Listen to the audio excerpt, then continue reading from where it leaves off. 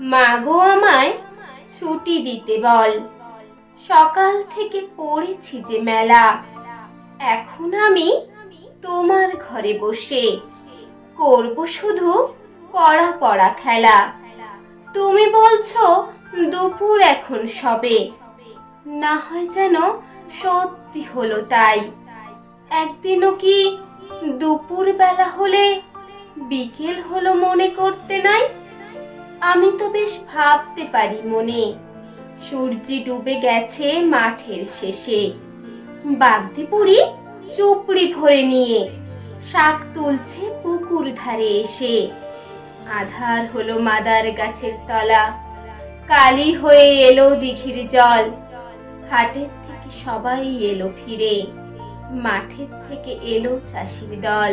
মনে কর না উঠলো সাঁঝের তারা, মনে কর না সন্ধে হলো যেন।